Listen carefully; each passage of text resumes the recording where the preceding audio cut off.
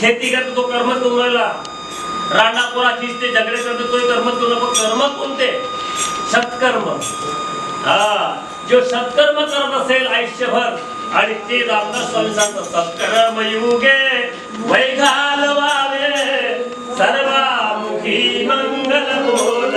सर्वांच्या मुखातून मंगल बोलल्या पाहिजे ना, तो मंगल समजल्या. मंगलमय नाम तुझे सतत गाऊ दे. सतत अर्ध घडी रिकामा राहू नको म्हणून राहिले. मंगल नाव आहे, मंगल. तुमचा मंगल होईल, अमंगल झाला तर काय बदलाव आहे का? मग आपल्याला कोणाचं भजन करतो, कोणाचा ध्यान करतो मालूमच नाही. म्हणून माऊली हरिपाठात सांगते, कोणाचं ध्यान कोणाचं करता का तुम्ही? कोणता देव आहे का? कोण देव पावला तुम्हाला? तुकडोजी महाराज विचारते कोणता देव पावला सांगा ना. म्हणते काय योग साधला कोण देव पावला बिचाऱ्या भजनाची लागला.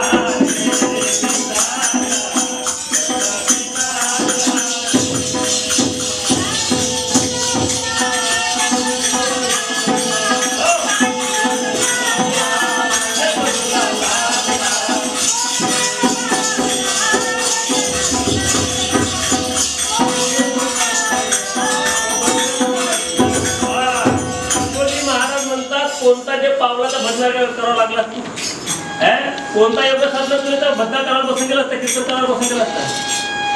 काय योग साधला कोण देव पावला बिचाऱ्या भजनाची लागला. जो विचारी आज्ञा तो भजन करत नाही. हे भजन सिंप सांगणे हा डंफर दाखवणे आहे, पण भजन नित्य सांगितला, भक्ती नित्य सांगितला. नित्य नेम नामी ते प्राणी दुर्लभ.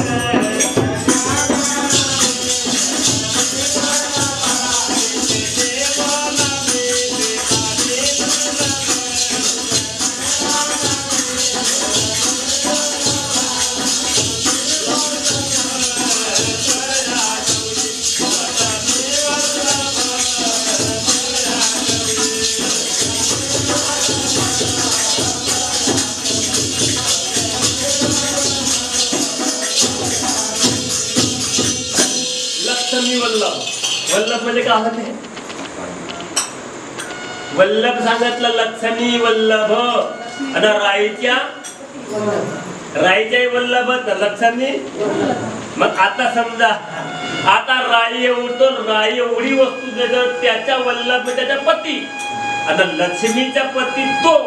तर आता ह्या वल्लभ शब्दापासून सांगा, व म्हणजे वस्तू, ल म्हणजे लवकर प्राप्त होणार, तुमच्या जवळच आहे, म्हणून जवळच आहे, पण ते दिसू शकत दिसेल का? दिसणार नाही. आणि ती वस्तू आपल्याला पाहण्यासाठी ओळखण्यासाठी सद्गुरूची गरज, सत्संगाची गरज. आणि जरी आपण सद्गुरू केला ना, सत्संग नाही केला तरी देव भेटणार. कारण संत सांगतात अरे एक डाल पे पंचीर बैठा कोण गुरु कोण चेला.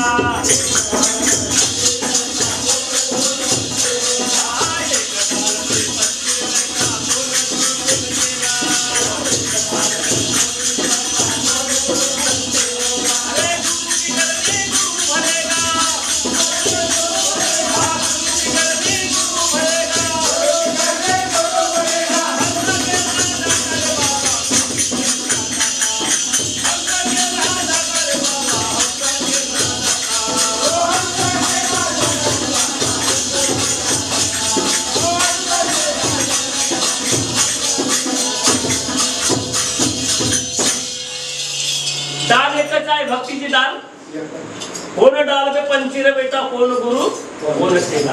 अरे एकच भक्तीचा मार्ग आहे, गुरु कोण आणि चेला कोण. हा विचार आपल्याला समजला पाहिजे. हा भेद आपल्याला समजला नाही, भक्ती जमणार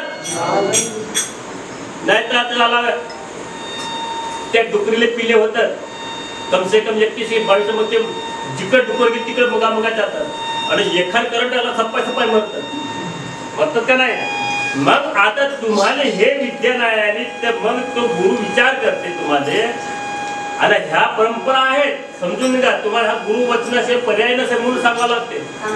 कारण जेव्हा गुरु द्रोण होता आणि कितीतरी राजे लोकांचे मुलं होते, पण एकासारखे होते का? अभ्यास सारखाच होता का नाही? आता त्या दुर्योधनले आता त्या भीम म्हणजे सारखा ज्ञान सारखाच, पण त्याला जो आवडला तो त्याला म्हणले तुला काय आवडतं? मला गदा युद्ध पाहिजे. तुले का? म्हणते मला गदा युद्ध. किच्चा केले पाहिजे गदा युद्ध.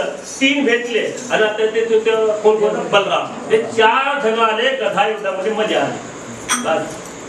म्हणजे जसे जसं तुमच्या मनात तसा, पण त्याची करणी पहा, त्याची करणी पहा. 4 जण गदा युद्धाला भेटले, पण कोणाच्या हातून मेले? गदावाल्याच्याच हातून मेले, भीमाच्याच हातून मेले ते. कारण त्यांच्याकडे अहंकार होता. आणि हा अहंकार, हा ज्ञान तुमच्या चांगल्या कर्मात लागला पाहिजे, तुमच्या धर्मात लागला पाहिजे. नाही तर आमच्या झाला थोडासा, म्हणजे आता कोण जाते भाऊ भजन राहिले, भाऊ तुझे पोच होईल का? पहिले पोचे बांधायचे, सकाळी कधी बोलवला येईल तर मग पोचे ते तुम्हाला साथ. म्हणून हे संत सांगतात, का सांगतात? मळे जा कुणी पेरणी करी. अरे मेला आहे त्याला राहू दे, पण पहिले पेरणी करून घे.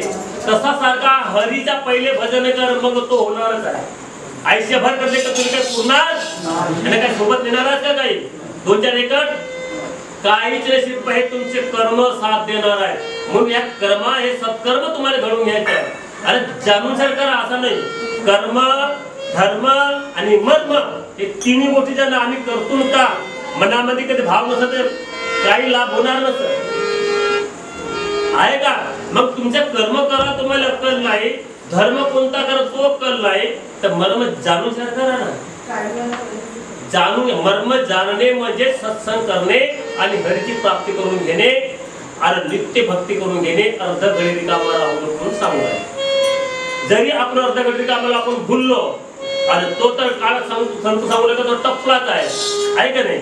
आणि म्हणून ते म्हणतात घडी घडी काळ वाट याची पाहे, अजून किती आहे अवकाश.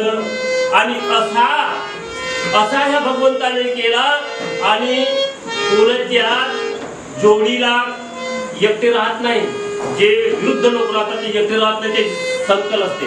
त्याचे काय असते? शंकर. आणि चाणूर आणि कोण? कंस. चाणूर आणि कंस याची जोडी होती. आणि म्हणून आपले संत म्हणतात कंस चाणूर मर्दन. दोन्हीचा मर्दन केला. आणि त्याचा जो राजकारभार होता तो नायनाट.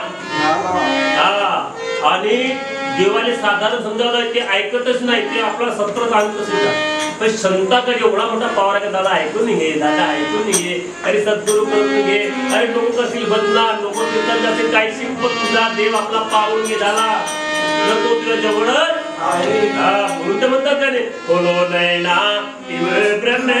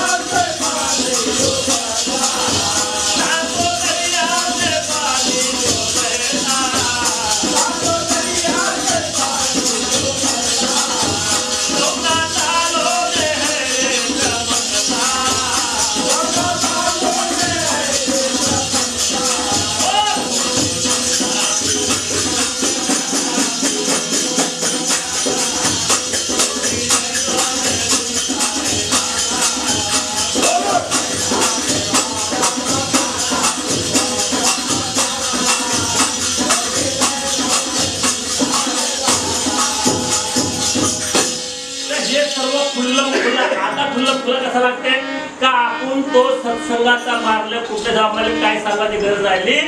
भजन म्हणता बरोबरच आपल्याला आता 7 दर्या म्हणजे काय सांगायची गरज. पाणी वाहते, पू वाहते, सर्व आपल्याकडे 7 दरवाजे खुले आहेत.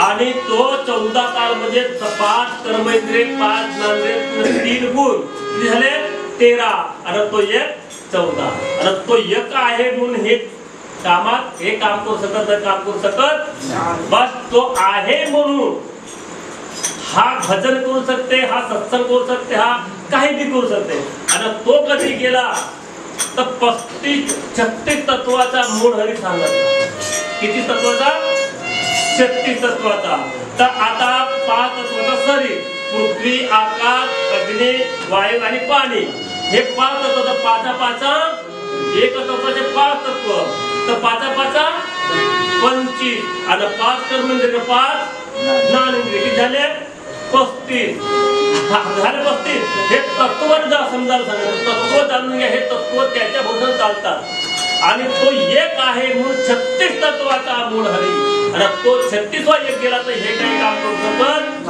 मेला मेला मेला जन्म वाया तर तो तत्व आपल्याला म्हणून त्याने एकच म्हणला का म्हणला एक तत्व नाम